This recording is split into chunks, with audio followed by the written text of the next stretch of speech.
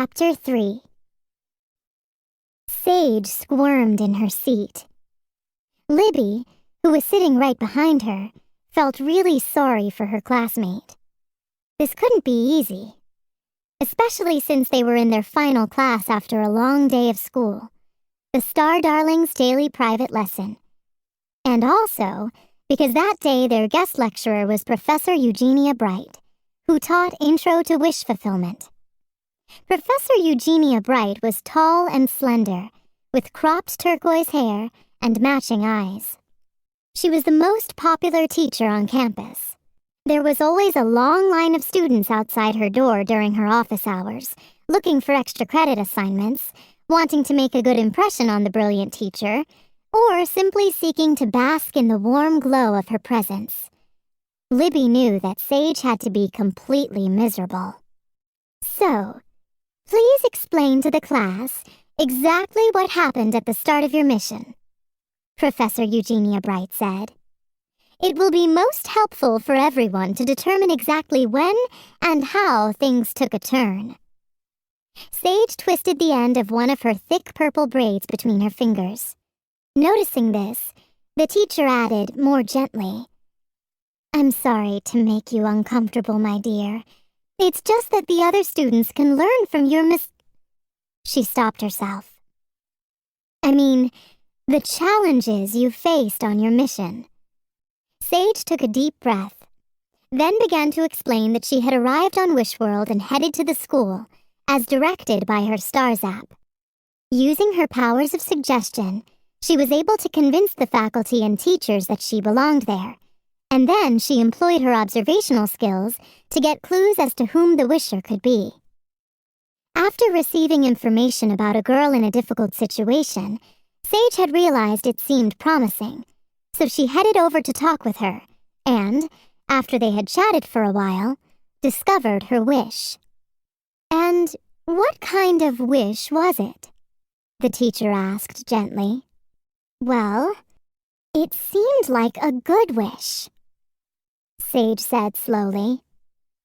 She was the new girl at school, and her mother, who was trying to help her make friends, had invited her classmates to her birthday party, against her wishes.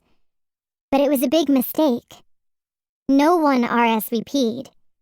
She was embarrassed and upset that no one was going, and she wished that someone would come to her party. The teacher nodded. "And what did you—" Just then, there was a knock at the door. Sage exhaled loudly, glad for a brief break from the questioning. "Class?" said Professor Eugenia Bright, indicating that one of them should use her energy manipulation skills to open the door. Sage brightened and took the opportunity to show off her formidable powers. The door slid open effortlessly. "Ooh," said the class in unison. Sage gave a smile. It was a small victory, but it was obvious it meant a lot to her at that moment.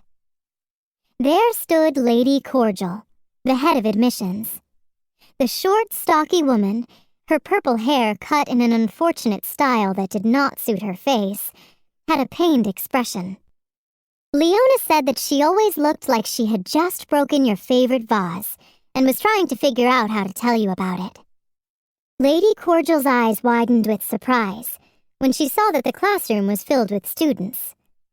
"Oh, I'm sorry," she stuttered.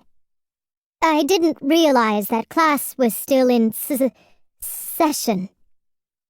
I wanted to ask you a question about the admissions committee, but—" Her voice trailed off, and she stood in the doorway uncertainly. "Well, hello there, Lady Cordial," Professor Eugenia Bright said kindly. She walked to the front of the room. "Always a pleasure to see you. Come right in. We can talk when class is dismissed." She thought for a moment. "Why don't you stay and observe our class until then?" "Oh, what a startastic idea!" cried Lady Cordial. She stepped inside then somehow got her foot caught in her long purple skirt. She lunged forward, off balance, and grabbed the edge of the desk to catch herself, managing to knock over a plant sitting on it. Sparkly dirt spilled everywhere. "Oh, my stars!" Lady Cordial said, her hands fluttering to her face in dismay. Libby cringed. Poor Lady Cordial. She was so very clumsy. There was a snort as one of the star darlings tried to hold in her laughter. Libby glanced up to see that Leona's face was bright red, and her shoulders were shaking.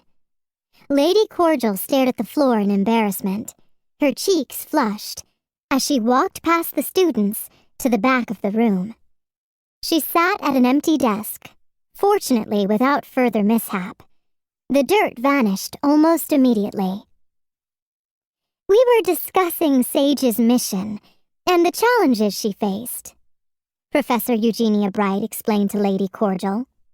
"By identifying where her mission took a wrong turn, the other students may be able to learn from it." Libby saw Sage's shoulders sag once more. Professor Eugenia Bright frowned. "So, where were we, class?" she asked. Adora raised her hand. "Sage was just telling us that she had identified a wishling who wanted some classmates to attend her birthday party." The professor nodded. "And that certainly does sound like a worthy wish," she said. "But something seems off to me in the order of events. Can anyone guess what it is?" 11 hands shot up, including Libby's. Libby caught Sage giving her roommate Cassie a baleful look. But the tiny pale girl in the star-shaped glasses ignored Sage, her hand held straight up in the air. "Yes, Astra?" said the teacher. "You always need to verify the wisher before trying to determine the wish," she answered. "Because if it isn't the right wishling, it doesn't matter what the wish is." "Correct," said Professor Eugenia Bright. "Now, Sage, did you help make this wish come true?" "Yes," said Sage in a low voice. Her eyes were fixed on her desk. "And what happened when it was granted?" "Nothing," said Sage. "No glorious burst of light and color?" the professor asked. "No," said Sage. "No jolt as your wish pendant absorbed the wave of positive energy?" Sage shook her head. "Not even a tiny energy surge?" the teacher pressed. "No," said Sage softly. She looked as if she might burst into tears. "Exactly," said the teacher. "No matter how worthy a wish is, if it hasn't been made by the correct wishling, you will not be able to collect any wish energy," she said, clapping her hands together in time to her words to emphasize their importance. "In fact, you probably used a lot of your wish energy reserves in the pursuit of the wrong wish." Sage nodded miserably. "And the result was that you didn't collect as much wish energy as you could have." Sage looked stricken. I didn't? Lady Stella never told me that." Professor Eugenia Bright bit her lip. "Oh," she said. She glided to the front of the room, where she walked back and forth, her hands clasped behind her back. She somehow managed to make something as commonplace as pacing look elegant and regal. "Now, did you try to confirm that you had identified the correct wishling by looking at your wish pendant? Did it light up?" Sage nodded, grimacing. "It did light up, but—" Libby and the entire class leaned forward in anticipation. Professor Eugenia Bright and Lady Cordial did too. "But what?" the teacher prodded. Sage sighed. "It was terrible. I didn't realize that as I was talking to the first wishling, There was a second wishling passing by right behind me. I stepped back and bumped into her. When I looked at my wish pendant for confirmation on the first wishling, Professor Eugenia Bright held up a hand for Sage to stop talking. "Can anyone explain what happened here?" she asked. Again, 11 hands shot up in the air. The teacher pointed to Vega. Sage thought that the birthday girl had made the wish she had been sent down to help grant, but it was actually the other wishling. "It's a classic case of wisher misidentification," Vega explained. "I did some research on it in the library, and it happens more often than you would think. Historically, 50% of wish missions are failures, and the main causes are either the wisher or the wish being misidentified." "That is correct, Vega," said Professor Eugenia Bright. "And star kudos for your extra work." Vega sat back in her seat, looking very satisfied with herself. Sage cleared her throat. "That's exactly what happened.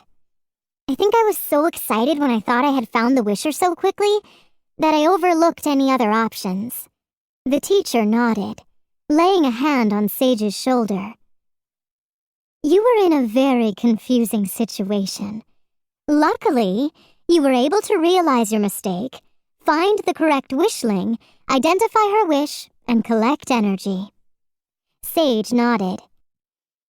"Just not as much as I could have," she said with a sigh. She looked so miserable, Libby felt the urge to help make her feel better. She raised her hand. "Yes, Libby?" said Professor Eugenia Bright. "I just wanted to say that it couldn't have been easy to go on the first mission. I think that Sage was very brave, and I think that complications are going to be unavoidable.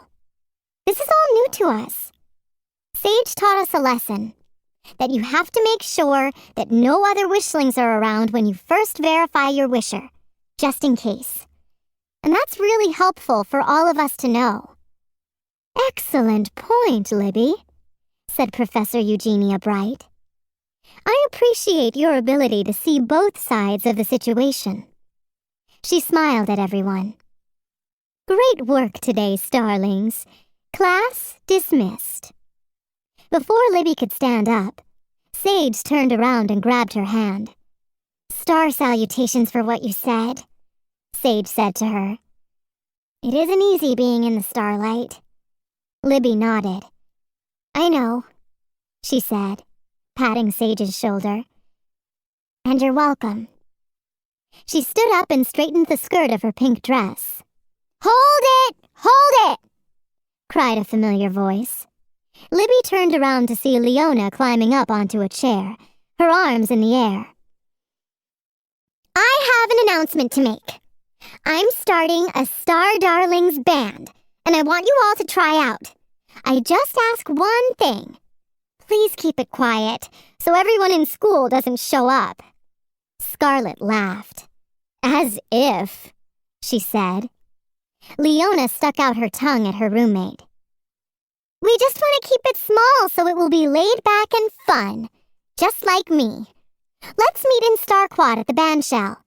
Bring your instruments and come ready to rock out." "What about singers?" Gemma asked. Leona threw back her head and laughed. "We've already got a lead singer. Me! Every other instrument is up for grabs." Scarlet rolled her eyes, but Libby started thinking. As the Star Darlings filed out of the classroom and joined the throngs of students in the hallway eager to enjoy the precious few hours before dinner time, Libby noticed a few girls staring at them and whispering. So did Leona. "Take a hollow picture," she told them huffily. "It lasts longer." The girls gave her scornful looks, but hurried away. Libby hid a smile. In order to keep their Star Darling status secret from the rest of the school, they all had to pretend that they were in a special study group during last period. That bothered some Star Darlings more than others. Libby felt a little strange about being singled out, but she knew that the work they were doing was just too important for them to worry about what other people thought. Others, like Leona, felt humiliated by it and couldn't seem to get past it. Of course, Libby was hopeful that someday maybe the truth would come out. But if it didn't, well, that was okay too. Mostly because it had to be.